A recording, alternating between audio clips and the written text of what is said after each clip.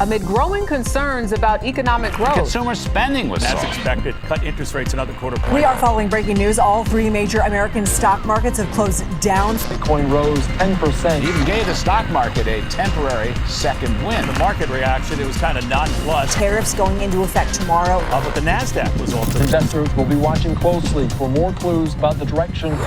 It's time to tune out the noise and tune in to great information with a steward's view. Expect valuable economic updates, investing techniques, and planning concepts that move you to be wise and decide well. With your host, Aaron Kolkman, president of Fadir Advisors in Minneapolis.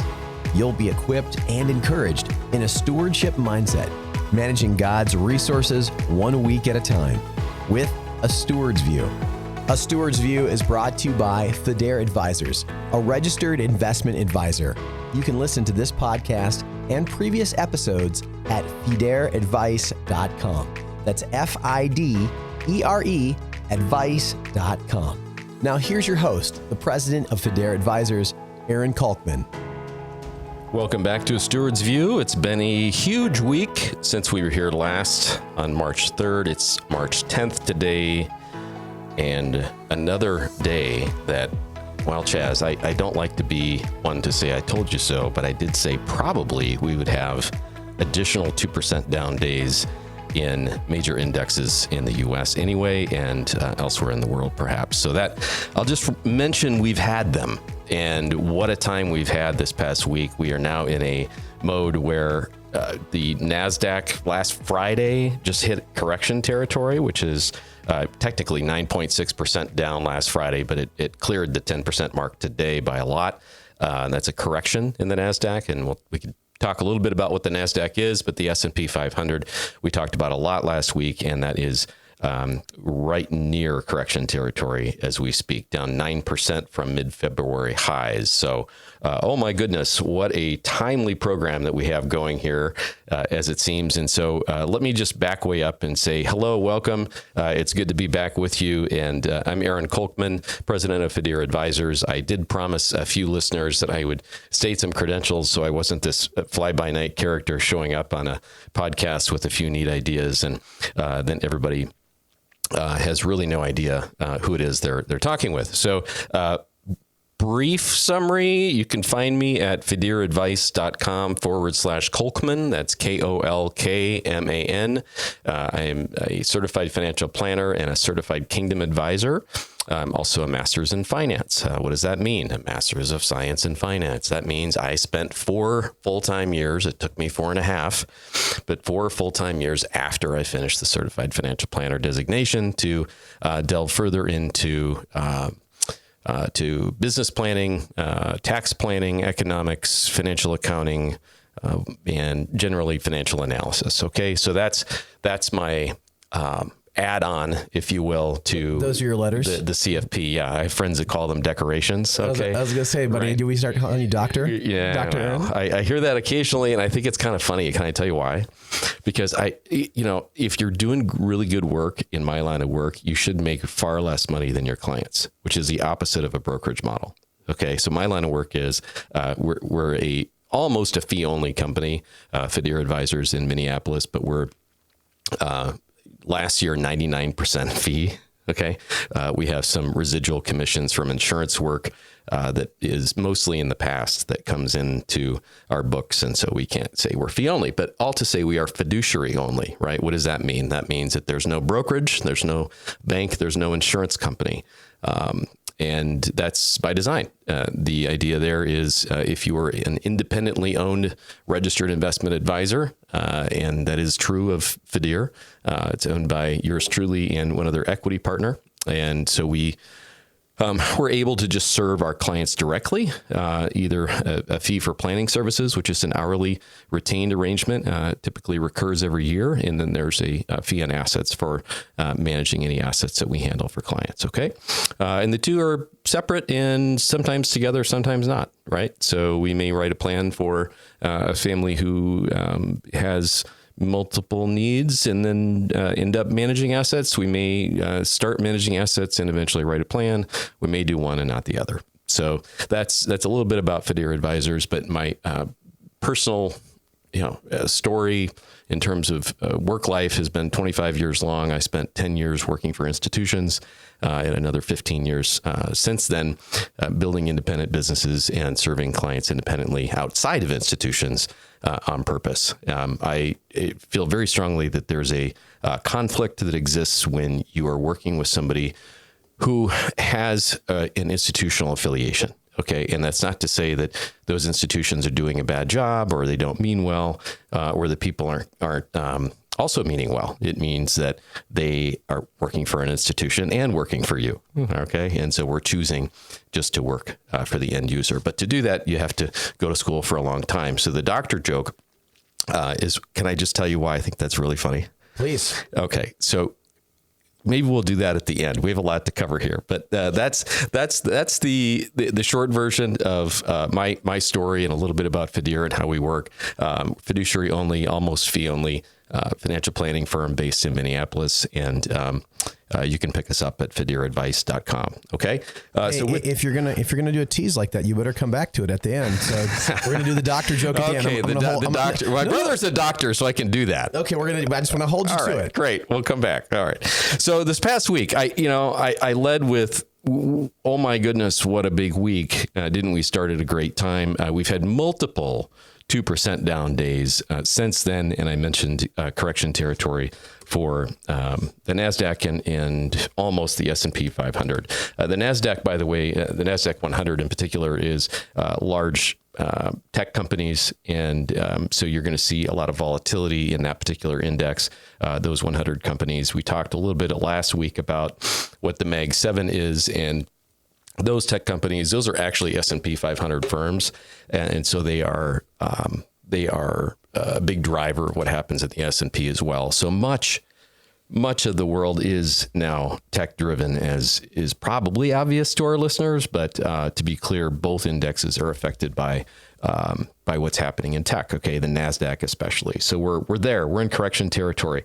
I want to review a few things that were said last week in the media, because I think that's where a lot of the misunderstandings happen for our listeners and anybody that's wanting to, as we talk about, get wise or be wise and decide well. So when I look at last week, Fed Reserve Chairman Jerome Powell came out and said the net effect of the Trump administration's policies on trade, immigration, fiscal policy, and regulation will determine interest rates in the future. Okay. I think I could spend the whole program just on that alone, but this was in Fortune and republished by Yahoo Finance over the weekend. I think the original date was March 8th. Okay. So he talks about the net effect of the Trump administration's policy. So I really want our listeners to understand headlines like this and even comments like this. And, there has to be some concern from Chairman Powell and others at the Fed about how much this president is going to overstep. Okay. So I am reading into these comments in that way. And that's to say, the president doesn't set fiscal policy.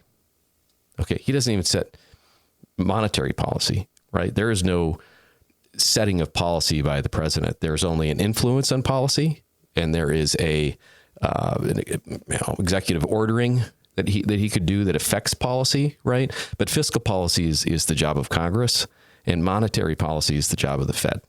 Okay, so if I'm troubled by something, it's not market patterns. It's statements like this that allude to this singular role that any president could have, right? Could this one be different? Yeah, sure. I already said he's going to be a disruptor, but he's still not a director.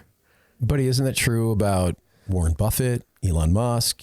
Those guys too. They say something, and all of a sudden, people are buying Doge coins like crazy, or they're dropping this or that. Yeah, and that's not investing. That's trading, right? So when we look at interest rates and trades, right, strategic, longer term holds, and how we position assets in portfolios to support financial plans, and those kinds of longer term decisions.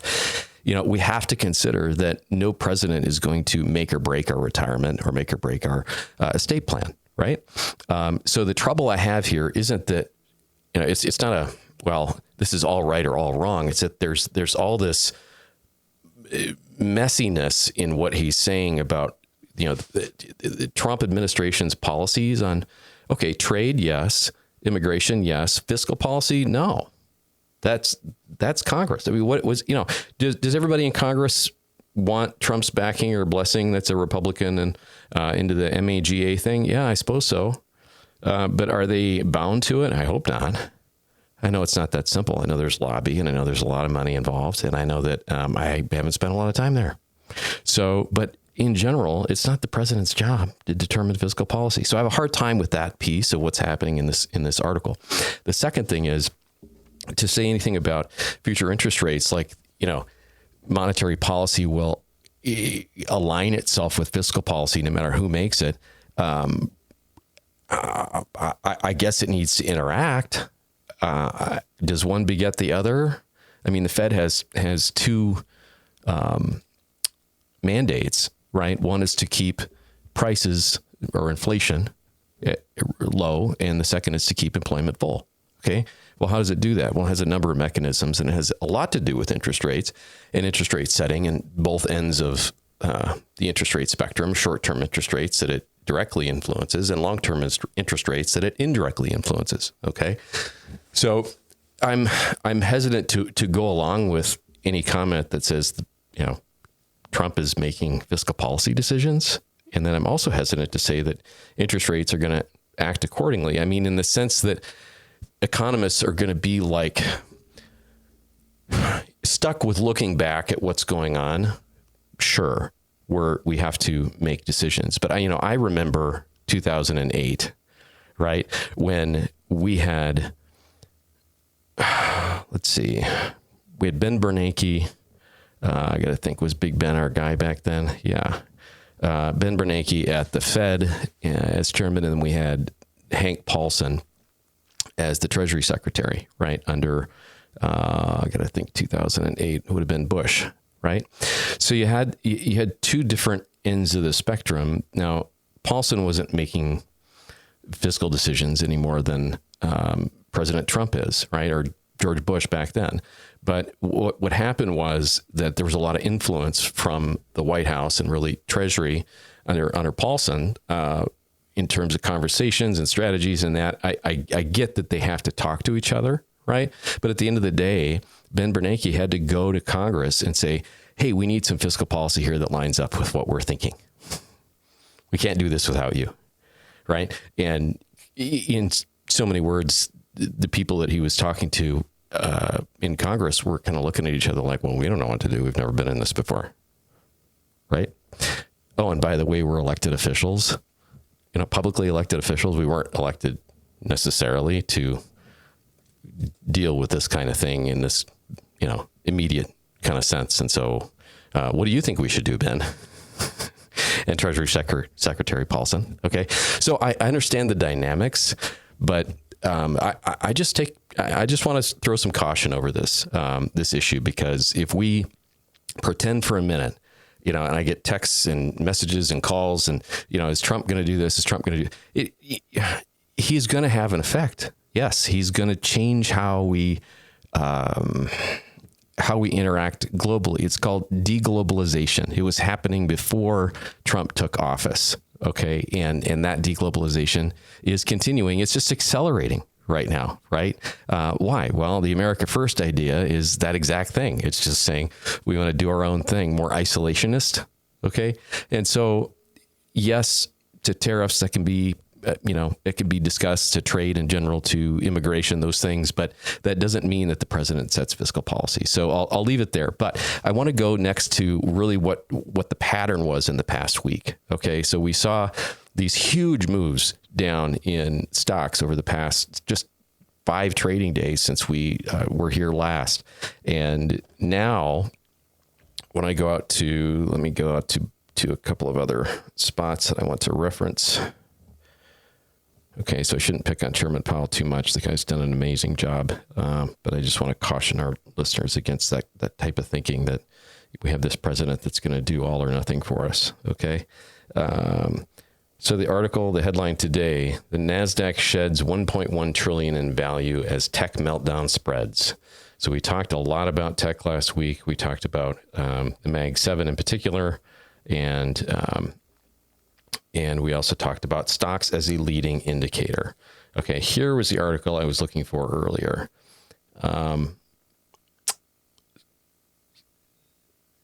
So we have a situation where stocks are coming down quickly.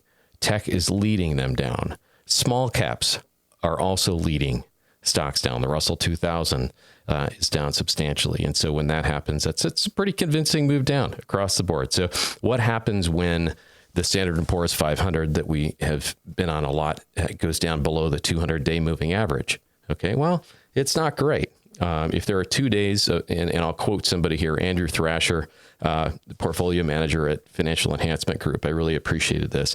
He said, if there are 2 days of back-to-back closes below the 200-day moving average, it would signal a shift in the upward trend in the S&P 500. Okay. In other words, this is a more bearish thing if we have 2 closes below the 200-day moving average. Well, today was the first one. Okay, even though we're not quite into correction territory yet for the S&P 500, and just to remind, that's 10% down in the index. Okay, to get to a correction, we're at 9% since mid-February. Okay.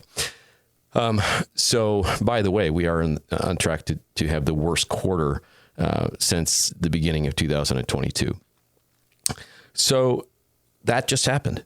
Will we get a second day below the 200-day moving average tomorrow, Andrew Thrasher? I don't know, and I'm pretty sure you don't either. But the way it looks, that's entirely possible. So, what else is going on? Well, when techs and small caps are leading this downward move, and there are many of them, it's not a surprise when volatility is at a high point. Okay, so with the volatility factor that we have right now, that seems to be, I joked last week about the hourly blurb coming out of the White House. Okay, and that's going to give us a lot of volatility, whether we like it or not. So that is a temporary new normal. Okay, but also these areas of the market that are coming down are going to reflect that, right? Because they are the volatile areas, right? The small caps and the tech big caps in particular. So expect that. Will we get into this more of a correction or more of a bearish market, or a bear market even at some point? Maybe. What I know is that we have this great big sale going on, and I'm kind of relieved. I mentioned last week that we had so much upside in the last 2 years in major stock indexes that we need to be able to let the fundamentals take back over. And, the 200-day moving average, if you think about 200 days backwards rolling, in today's March 10th, you'd go to March 11th or whatever the business day was after, about then, and calculate forward and say, okay, well, minus 165, I guess. So that rolling 200 days right before today, that's what I want to say. That is nothing other than a pattern that we're looking at, along with another one called a 50-day moving average that tells us how strong is the market, right? How strong is it in a particular direction? There are lots of other indicators that we could talk about that have to do with the interaction of those two. Okay. Like when the 50-day moving average comes down, as it has, below the 200-day moving average, and then the indexes come down below that. So it's a very bearish series of events that we're into here. Will it be the same kind of thing tomorrow? Yeah, if I'm betting, I suppose so. But my focus is on how are we going to deal with it, and that's where we left off last week. All right, so we talked about a couple of headlines here that have happened.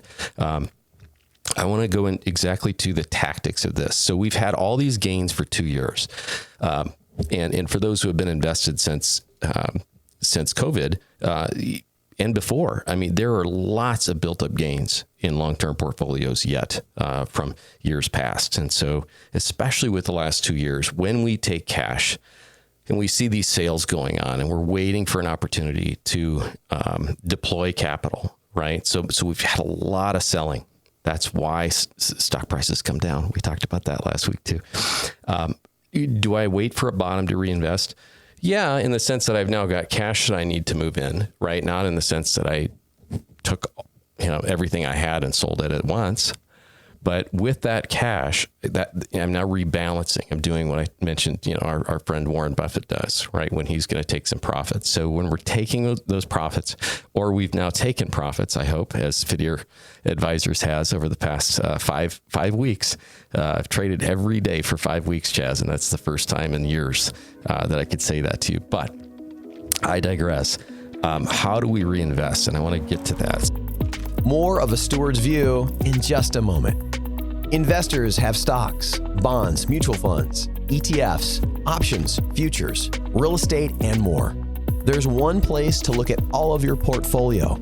It's called Fusion. Portfolio aggregation. No contract, no hassles. Fidir's portfolio technology gives its users a chance to see all of their assets all the time, wherever they are.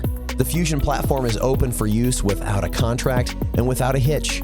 It's based on mean variance optimization and analysis research by Aaron Kolkman. Fidir uses the Fusion platform to optimize assets for its clients. For more information, visit fidiradvice.com and click on Fusion at the top of the page. That's Fidir Advice, F-I-D-E-R-E, advice.com. Now back to A Steward's View with your host, Aaron Kolkman. It has to do with what we're investing in, but it also has to do with the timing of what we're doing. And so I'll try to pull up on Yahoo Finance quickly a chart that'll give us the S&P 500 history. Okay. Now, we said last week that the S&P 500 is not the entirety of the global stock market. That's still true. It is true that it's a quarter-ish of the global stock market. So what can we use this thing for, this index, as we look at the trading pattern? I'm waiting for the chart to load. We can use it to be a thermometer for us of how to handle our cash when we've taken profits. Okay, so just last January, this January, I sat in my place in Omaha, Nebraska, and looked at all the global asset managers that Fidir could hire for its clients. And then in February, I did the same thing, except I hired them and started hiring them, and I haven't stopped, right? And what that meant in our case is that we're creating cash where gains were present, right? Why? Because this pattern that we're now in has been pretty apparent for a while. Right? You don't get high valuations. You don't get big moves in market indexes and that, and not expect that we're going to have some adjustment. We've already talked about that. But when we reinvest, we're talking about the S&P 500 and how to deal with cash that's been taken as gains. Okay. And I just made a comment that we've seen the 50 and 200-day moving averages converge. And I said that without a chart. I thought that might be happening. That is not the case. The S&P 500, though, however, the index score itself, or the number attached to it, has broken down below both of them. And so I want to make that clear to our listeners that is a bearish signal. It's not the bearish signal. So if I were to say, I'm a bear and I think we're going to have a bear market, that's a bigger statement. I'm not making that statement, and to the point about these averages, neither is the S&P 500. Okay, not in my opinion, anyway. So as far as the methodology and how to consider cash investment, can you trade with cash in this market? Yeah, you can. You can go. You can also go take a flight to Vegas and hop on a craps table. Okay, if you're an experienced trader and an options trader and making bets against volatility, or for volatility, either one, both sides, so to speak, that works great. If you're not, you're trying to retire well, you're trying to gain some traction with cash that you need to redeploy. That's called rebalancing. That's a long-term thing. It's a maintenance process of redeploying capital, right, for the years ahead. So this has been a great time to be doing that. That's really the message I want to send. And since Fidir has been doing that for its clients the past month, I could say a number of things have changed, and I'll refer to the models section of our website that was just updated last week. That's fidiradvice.com/models, where you can go and see a series of examples, right? We run 5 models that lead for our client families. And this is just sort of like looking at the mannequin in the window when you walk by the department store. Okay, these are illustrations of how things go. Okay, and it's not a guarantee. It's based on past performance. It's not actual accounts. So I want to make sure to say that. But what we've done is we've actually shrunk the number of areas of the market that we're invested in, and then we've reinvested cash very quickly. Why? Because we're taking gain from a high point, relatively speaking, and we're reinvesting at what has increasingly been a low point. Okay. I said last week, you can't know when the lowest point is going to be. But I want to add something to that. You can know with some degree of clarity, not absolute certainty, but you can know with some degree of clarity when you've come off of a relative low. Okay, so that is a different conversation than saying, well, I'm going to try to find the bottom and pick it and invest on that day, right? With all of my gains from the past 2 years or a decade or whatever. So what you can do is say, well, whatever chart, I use Yahoo Finance S&P 500 that I didn't like to load in Chaz's studio here. And I figure out, all right, well, what is the volume for a given day? Do I have a high volume or a low volume, relatively speaking? And I can see that. And I'm speaking again about the S&P 500. All right, this is my gauge, it's my thermometer. It's not the only place to invest in the world. All right, but I'm going to look at my thermometer and say, well, was it high volume or low volume? Did buyers outpace sellers, or was it vice versa? And then I'm going to say, okay, well, what is the index itself doing? Well, we just said it broke down below its 200-day and its 50-day moving average. So what then? Well, I probably haven't hit a relative bottom yet. Okay. When will I know? Well, I can't know for sure, but I can know with some degree of confidence that right after that happens, I'll have a lot of buying activity. Volume will be high in general, but volume with buyers outpacing sellers in particular. And I'll have that multiple days in a row. Okay. Now, the comment last week is still true. If I'm not invested for that, right? If I'm all in cash, which I'm not recommending, but I haven't recommended that in 25 years. So I'm not going to start today. If I'm all in cash, now what's the risk? Well, the risk is that I'm going to miss 2, 3, 5%, whatever that first few days is when buying starts to really increase, right? Because I couldn't time this thing. No one can. Okay. I missed it. I missed a few percentage points on my million. Oh my goodness. There went $30,000 in opportunity right out the window. Wow. So now I have to figure out a way to be reinvesting the capital that I do have on the sidelines. Okay. And that's where we are. We've stayed invested in general, but we've got some cash from taking gains. We're going to reinvest coming off of a bottom as best we can. And we'll look and say, okay, where is volume increasing, buying outpacing sellers, buyers outpacing sellers. And then okay, we'll do that for a couple of days, 2 or 3, let's say, and then we'll move forward. Okay. And there's more to it than that, but that's the simple version of how to think about when and how you're going to redeploy cash in this kind of an environment, right? Because there is no such thing as a perfect timing in terms of finding the bottom. Okay. The world has consolidated. Okay. What we're investing in at Fidir isn't 20 or 25 or 30 asset classes. And what is an asset class? It's an area of the market, right? That's it. It's 15. How do I know what 15 to invest in? I don't initially, but I have an idea. And I won't unpack all of that, but I'll tell you that we're down to 15 and that those 15 are intentionally working in separate ways inside of client accounts. Okay. So when you aggregate with us and invest with us, if you do, that's to say that you're taking your accounts all together and looking at them as one instead of as however many accounts there are. Okay. His, hers, theirs, ours. Okay. The trust, the 401k, all of that. And we're designing a specific investment plan for all assets in a household or in a family. Okay.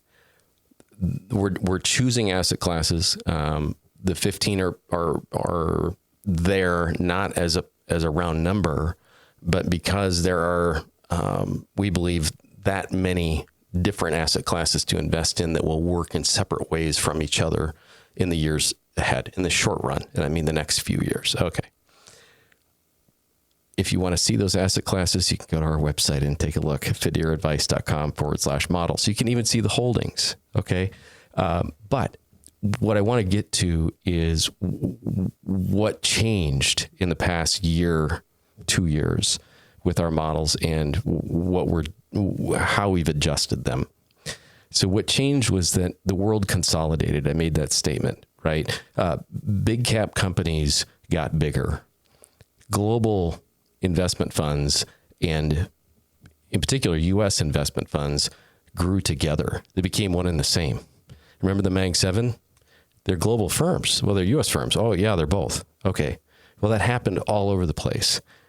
Separate things happened in the bond market where we've got a relatively flat yield curve. And what does that mean? That means that I'm not rewarded for going out and buying longer term bonds if I'm a portfolio manager or an individual investor. So people are buying shorter term bonds. So what does that mean? That means that I'm not going to hold longer term bonds in general. Same thing with municipal bonds. Okay. The perks, sure, there are some tax perks, but I still need to get the yield. I'm not getting it. Okay. So those are some big changes that I just mentioned. So we're down to 15 asset classes. We're reinvesting, almost done reinvesting. And we're hiring out managers that are making it lower risk, inline returns, historically speaking. What do I mean? Their volatility scores are better than their peers and maybe their areas of the market, and their return scores are in line with their areas of the market. Those are the people we want. We want them to be working along with the other areas of the market that they're investing in, that we're holding. Just think of 15 cylinders in an engine. We want the cylinders to fire at different times. And I may have 4 managers assigned to one cylinder. Okay, so that means I'm going to have anywhere from 15 to 25 managers in my portfolio across accounts. All right, what's the effort? The effort is to do consistency investing.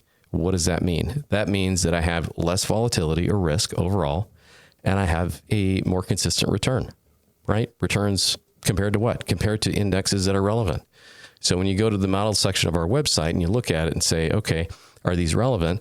They better be. There are 14 indexes built into one in 5 different examples, 5 different models from Dow Jones, S&P 500. So don't take my word for it. You can look in the footer of that section or the disclosures under fiduciaradvice.com/models and see the benchmark summary and understand what I just said. Okay. So we have apples to apples. We have these management teams all over the world doing great work comparing to relevant indexes. And at the end of the day, what we don't want is to end up the same. We have to be better somehow. So I'm not Bill Miller. I'm not Peter Lynch, right? I'm not going to go out and say, oh yeah, I can beat the indexes. Okay. You should, please run if you hear somebody say that. They're talking about return there. I mentioned those guys because they beat on return versus the S&P 500 in decades past, unlike 99% of the portfolio managers that try. Okay, it's a very efficient market. It's very hard to do. So what can I say? I can say that on a risk-adjusted return basis, that I can do something better, right? What do I mean? I can come in with market returns that are, let's say returns after fees that are competitive with the market. Maybe a little ahead, maybe a little behind, but in line. Over time, we might even be able to do better. And I can get risk scores that are lower. Okay, historically speaking, is this a promise of the future? Of course not. But if I stand a chance even of reducing risk 10, 15, even 20% in my overall portfolio on $1 million, let me ask Chaz a question here. So Chaz, I know your math maybe isn't your number one thing. Right. I'm a musician, buddy, so I can count to 4 over and over again. Right. So if you drop, let's say it's 2008, and you drop 50 cents in your, or 50%, sorry, in your portfolio. Okay. Okay. What percent return do you need to come back? What percent do I need to come back to? From 50% down. So it's 2008. Well, I got to come back 100%. Right. You got to come back 100%. So what if you only drop 40%? You got to come back 80%. Correct. Yeah. What if you drop 20%? You got to come back 40%. Right. Okay. Right. And so on. So what I just said is the bell curve from statistics class, isn't it? Right. So if you can manage to not drop as much in the first place, if you can have good risk management globally, right, like we strive for in our models, that will oftentimes result in a better thing than what the market itself did. Of course, that's not a promise or an expectation, but it can happen. So I'm really encouraged with the new set of teams. We're going to have some of those folks on in weeks ahead. Next week on Monday, we'll have Chris Gerber, our own in-house CFA, chartered financial analyst, coming from Fidir. Chris will call in and we'll have some time to talk to him about some of what he's seeing. I'll ask him to talk specifically about interest rates, because I did mention Jerome Powell's comments, as well as the interest rate picture and bonds and some of those more complex aspects of what we're doing. And then the following week, we'll have, I want to make sure I get the names right here, but we're going to have a special guest on from Chartwell Investments, and I haven't confirmed the name of that particular guest yet, but we've invited a couple of people from Chartwell. They are the asset manager that is handling one of the positions that we're in, the small mid-cap growth fund from the Timothy Plan. It's a biblically responsible investing firm, by the way, that I'm glad to be including in our portfolios. So they may join us here in a couple of weeks. And 3 weeks out, we'll have Paul Larson coming back, talking about other areas of stewardship, such as relational stewardship and what we maybe don't think about when we're talking about stewardship biblically. So those are the upcoming events and people that are coming to join us. I'm looking forward to that. I hope that this has been a benefit to those listening. I'll say, please do check out Fusion on our website. It's a very helpful big picture tool to help us sort of come alongside you and encourage you with what you're already doing, and give you some ideas about how you might do that in a more optimal way with the management teams that I've been talking about. So that's fidiradvice.com. You can click Fusion at the top. Until next week, please do be wise and decide well. You've been listening to A Steward's View with your host, Aaron Kolkman, president of Fidir Advisors. To learn more about Fidir Advisors or speak with Aaron, visit fidiradvice.com. That's FIDERE advice.com. While there, you can also enjoy the free Fusion platform for portfolio aggregation. Just click Fusion at the top of the page. To listen to this and other episodes of A Steward's View, visit the website Fidir Advice and click on A Steward's View podcast link at the top of the page. Fidir Advisors is a privately owned full-service life planning firm offering financial planning and asset aggregation. Asset aggregation systems are designed to align portfolios across accounts into a single, globally optimized investment plans for families it serves. Fidir maintains liquidity of client capital at major custodians and utilizes asset managers that have shown consistent historical performance through excellent risk management. This program is not an offer to transact any securities and does not constitute a financial planning engagement. Information provided has been prepared from sources believed to be reliable, but is not guaranteed and does not represent all available data necessary for making financial decisions, and is for informational purposes only. Fidir and its representatives do not offer tax or legal advice through Fidir. Please consult the appropriate advisor. Fidir Advisors LLC is a registered investment advisor. To discuss your situation or to learn more about Fidir, please visit fidiradvice.com. That's FIDERE advice.com or call 833-2FIDIR. That's 833-234-3373.